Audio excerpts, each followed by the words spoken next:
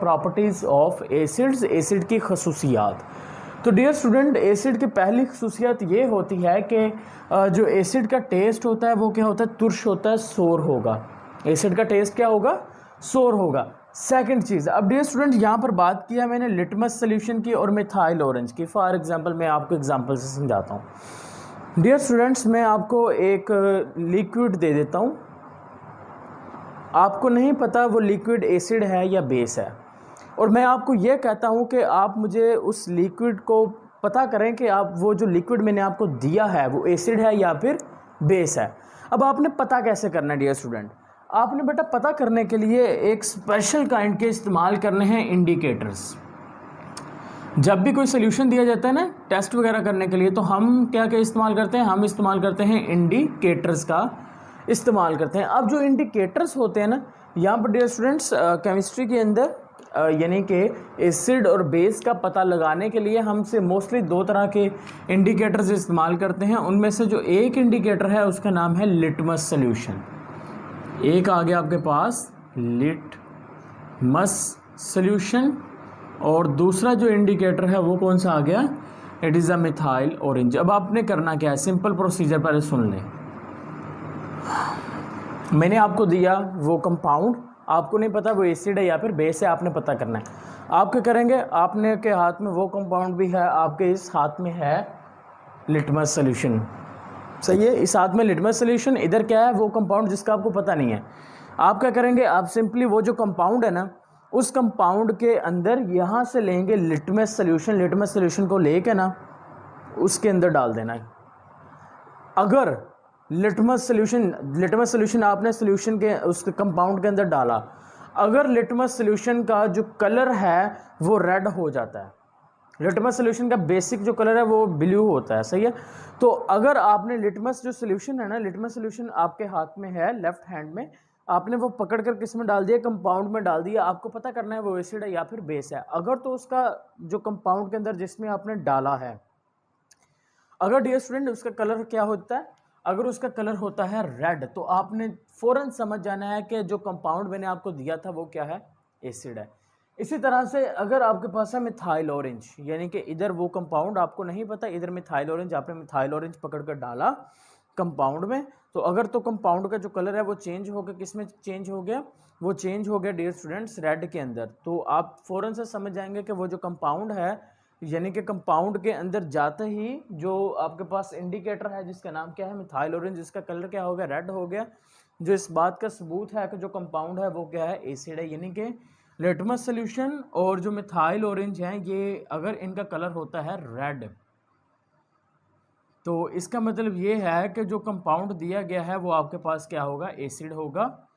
ये आपने याद रखना है, ये एमसीक्यूज में पूछा जाता है, ठीक है। अब नेक्स्ट आगे प्रॉपर्टीज क्रूसिव लिक्विड्स।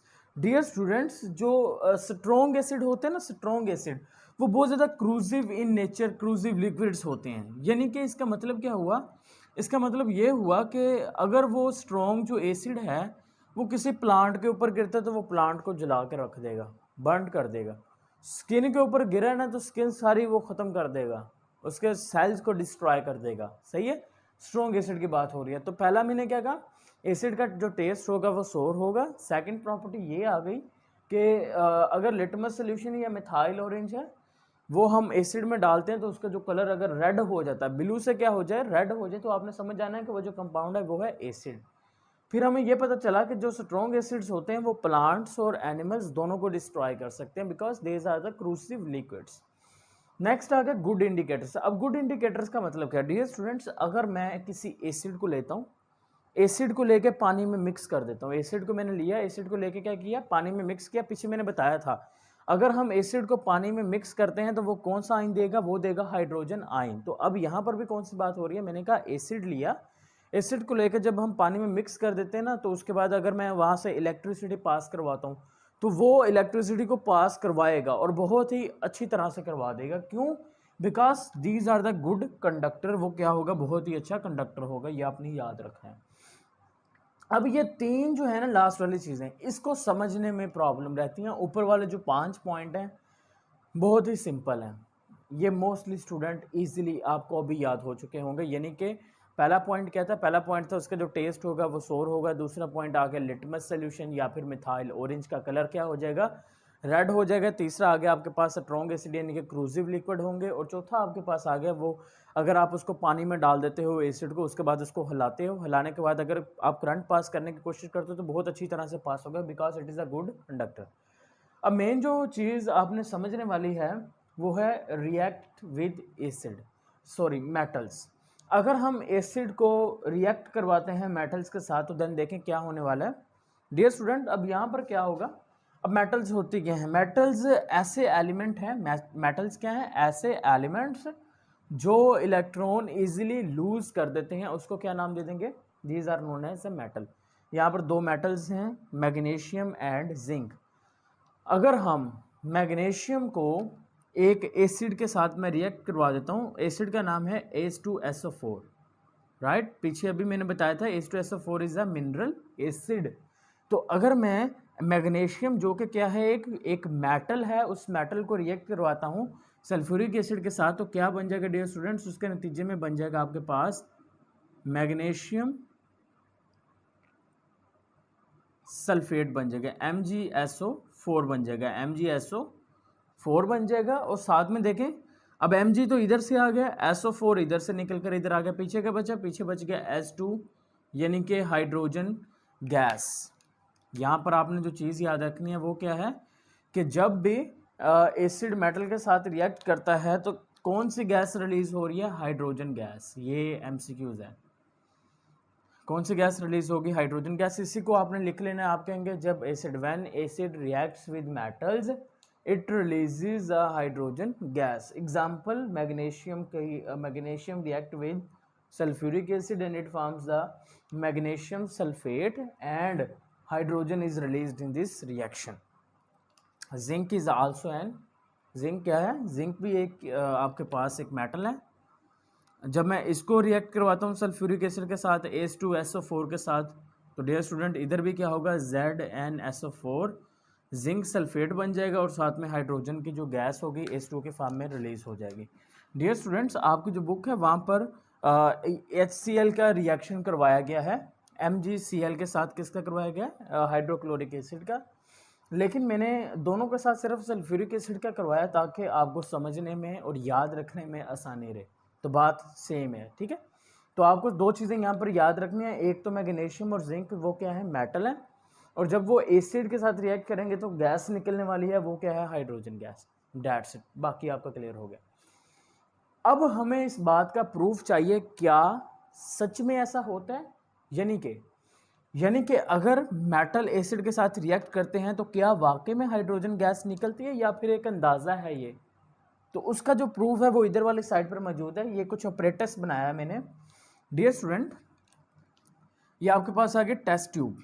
टेस्ट ट्यूब के अंदर क्या किया गया, टेस्ट ट्यूब के अंदर डियर स्टूडेंट देखिए जिंक जो है वो जिंक ग्रैनुलस की यानी कि दानों के फॉर्म के अंदर नीचे बैठा है, और साथ में क्या है यहाँ पर डियर स्टूडेंट आपके पास है डाइल्यूट H2SO4 यानी कि जिंक और H2SO4 है मेरे पास किसके अंदर, टेस्ट ट्यूब के अंदर। अब जब इनका रिएक्शन हुआ, रिएक्शन के नतीजे में क्या हुआ डियर स्टूडेंट, यहाँ से गैस निकल रही है, ये देखें यहाँ से क्या है, यहाँ से ये इस ट्यूब को नाम दे देंगे डिलीवरी ट्यूब। क्या नाम देंगे, this one is known as delivery tube का नाम देंगे। तो डिलीवरी ट्यूब से क्या है, वो गैस निकल रही है। तो इस रिएक्शन के दौरान ना यहाँ पर हाइड्रोजन गैस बनी। अब ये जो हाइड्रोजन गैस है ये यहाँ से डिलीवरी ट्यूब से होती यहाँ पर आ गई, और यहाँ से डियर स्टूडेंट जब ये रिलीज होगी बबल फील्ड, देखें ये वाटर के अंदर थी। मैंने टेस्ट डिलीवरी ट्यूब का जो दूसरा कॉर्नर है, एक कॉर्नर तो टेस्ट ट्यूब के अंदर चला गया, जो दूसरा कॉर्नर है वो मैंने क्या किया, वो मैंने वाटर के अंदर उसको डिप किया हुआ है। जब वाटर के अंदर डिप किया तो जो हाइड्रोजन गैस होगी जब वो निकलेगी तो वो बबल्स की फॉर्म में निकलेगी, और जो बबल होंगे वो किससे फिल होंगे, हाइड्रोजन की गैस से। और ऊपर मैं मोमबत्ती लेके खड़ा हूँ, तो क्या होगा, जैसे वो बबल्स निकल रहे हैं यहाँ से वाटर से बाहर निकलेंगे तो वो क्या हो जाएंगे, वो बर्न हो जाएंगे, बर्निंग ऑफ हाइड्रोजन। ये हाइड्रोजन क्या हो रही है, बर्न हो रही है। तो इसका मतलब ये सच है कि यहाँ पर आग का जलना, यानी कि इधर वाली साइड पर जो आपके पास बबल्स बन रहे हैं उन बबल्स का बर्न होना इस बात का सबूत है कि जो गैस निकल रही है वो हाइड्रोजन है। अगर हाइड्रोजन गैस ना निकलती तो बेशक आप मोमबत्ती लेके यहाँ पर खड़े रहते, लेकिन यहाँ पर वो गैस बर्न नहीं होनी थी, लेकिन यहाँ पर गैस बर्न हो रही है, तो इसका मतलब कुछ जो गैस निकल रही है केमिकल रिएक्शन से वो क्या है, कौन सी है, हाइड्रोजन है। तो डियर स्टूडेंट, वैसे अगर आप ये करना चाहें तो कर भी सकते हैं, अगर आप नहीं करना चाहते तो आप सिंपली वो चीज़ें दो याद रखें, एक तो हाइड्रोजन गैस का और दूसरा मैग्नीशियम और जिंक का। डियर स्टूडेंट्स, नेक्स्ट आ गया reaction with carbonate and bicarbonate. अच्छा, ये थोड़ा सा कॉम्प्लिकेटेड है आपकी बुक के अंदर, लेकिन मैं सिंपल करवाऊंगा। अच्छा, कार्बोनेट किसको बोलते हैं? डियर स्टूडेंट्स, जहां पर एंड पे आप CO3 देख लोगे ना, किसी भी कंपाउंड के आखिर पे, कोई भी कंपाउंड जिसके आखिर पे क्या लगा हो, CO3, आपने समझ जाना, उसी वक्त समझना ये क्या है, कार्बोनेट है। कोई भी कंपाउंड जिसके आखिर पर HCO3 होगा, आपने समझ जाना है ये क्या है, बाइकार्बोनेट है। ये क्या है, बाइकार्बोनेट है। अच्छा, बाइकार्बोनेट का एक और नाम इस्तेमाल किया गया है, वो है आपके पास हाइड्रोजन कार्बोनेट। देखें, H क्या है, हाइड्रोजन, आगे वो CO3 आ गया कार्बोनेट वाला, तो बाइकार्बोनेट भी कह सकते हो। बाइकार्बोनेट नहीं कहना है तो आप क्या कहते हैं, हाइड्रोजन कार्बोनेट।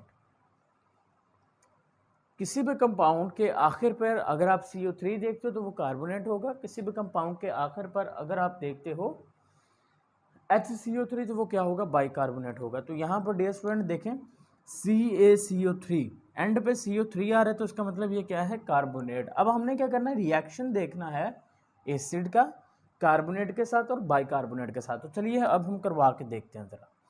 यहाँ पर देखें डियर स्टूडेंट, कैल्शियम कार्बोनेट, विकास एंड पे क्या है, CO3, जब रिएक्ट करेगा हाइड्रोक्लोरिक एसिड के साथ। हाइड्रोक्लोरिक एसिड क्या है, it is a mineral acid. इसके रिएक्शन के नतीजे में क्या हुआ डियर स्टूडेंट, रिएक्शन के नतीजे में क्या हुआ, यहाँ से ये कैल्शियम और कैल्शियम मिल गया जाकर किसके साथ, CaCl2, क्लोरीन के साथ मिलकर इसने क्या बना दिया, CaCl2 बना दिया।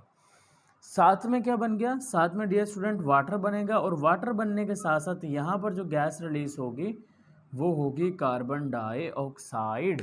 ऊपर के रिएक्शन में कौन सी थी, हाइड्रोजन, लेकिन यहाँ पर कौन सी है, यहाँ पर है कार्बन डाइऑक्साइड। तो ये दो फर्क है जो आपने नहीं भूलना, carbon dioxide gas is released. तो ये MCQs में भी इस्तेमाल किए जा सकते हैं, यानी कि जब कार्बोनेट और बाइकार्बोनेट एसिड के साथ रिएक्ट करते हैं तो कौन सी गैस रिलीज होती है, कार्बन डाइऑक्साइड, और अगर मेटल रिएक्ट करेंगे तो कौन सी गैस है, हाइड्रोजन गैस रिलीज होगी। नेक्स्ट आ गया डियर स्टूडेंट, सोडियम HCO3 आ गया। HCO3 का मतलब बाइकार्बोनेट है ये। अब सोडियम बाइकार्बोनेट भी बुला सकते हो, कह सकते हो, अगर नहीं कहना तो आपके सोडियम हाइड्रोजन कार्बोनेट। तो ये आपके ऊपर डिपेंड करेगा, जैसे आपको इजी लगे।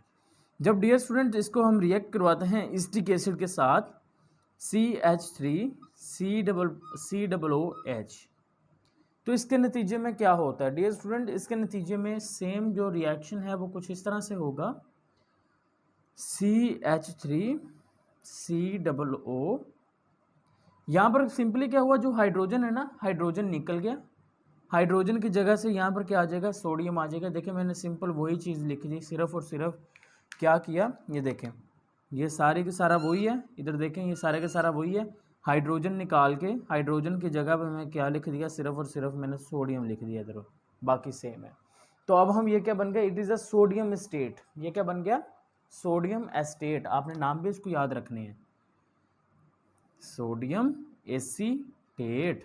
और ये क्या था, it is a acetic acid. ये क्या था, sodium hydrogen carbonate, calcium carbonate. ठीक है, तो साथ में क्या होगा, साथ में वही पुराना फिनोमिना, वाटर, और साथ में कार्बन डाइऑक्साइड।